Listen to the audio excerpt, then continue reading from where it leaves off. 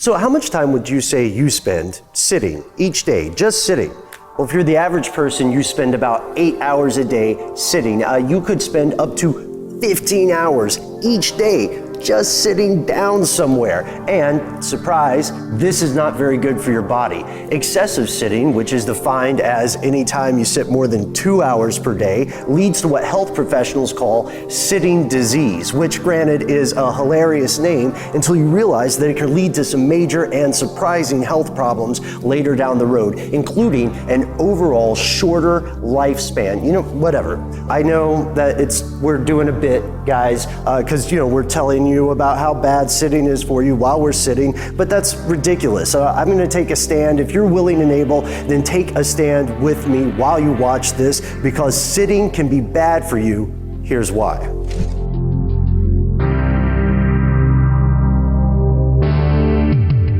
First, it's ruining your posture, or it could be because it turns out there's an art to sitting. And if you sit excessively, then you might also be sitting improperly. This can lead to an inflexible spine and herniated lumbar disc. But that's not it. Wait, there's more. It can also give you kyphosis or lordosis, which are the fancy office names for what we call like a hunchback or a swayback. So what is good posture then exactly? It all goes back to an even distribution of weight and alignment. So your shoulders align with your hips, aligning over your knees. And that is the opposite of slumping over a desk.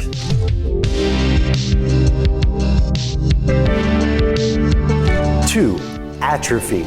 You see, sitting too often can make your muscles acclimate to sitting. It's like you're training your muscles just to sit. And over time, this can lead to what's called disuse atrophy, which means that your muscles lose flexibility and bulk and mass.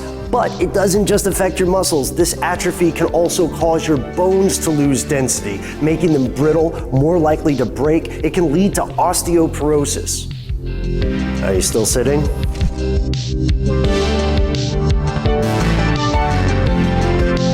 3, slowing metabolism. It sounds weird, but go with me here. In the time it takes you to watch one episode of Game of Thrones, that's about an hour of sitting, your body reduces its production of the fat-burning enzyme lipase by 90%. And if you don't reduce your caloric intake at that point, the food that you're eating, then you're going to gain weight. Additionally, this will lead to your body managing insulin less efficiently, which could lead to diabetes.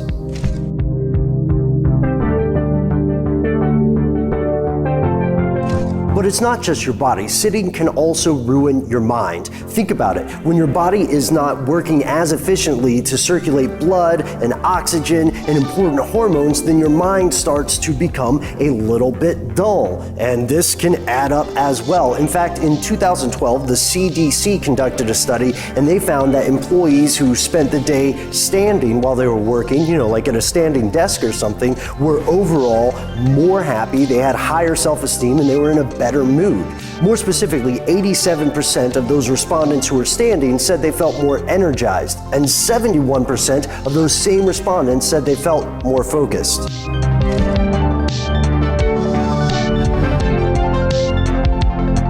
Fine, dude, I'm sitting. I'm standing up for the outro though.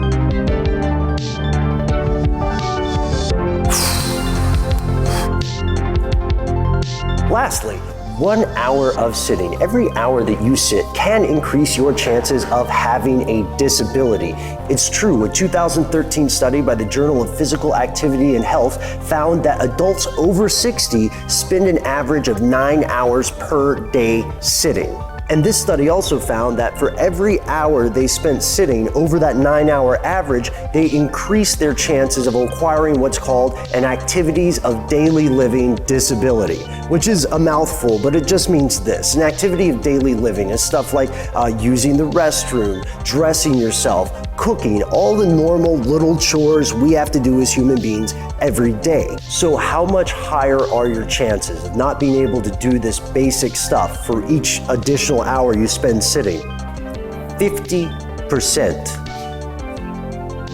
50%. I'm standing. And these are just a few of the ways that excessive sitting can cause harm to your body over time. But hey, don't take it sitting down. I'm sorry. Seriously, you can just go take a walk on a lunch break or walk around your neighborhood, and it'll make a big difference to your body overall as you age.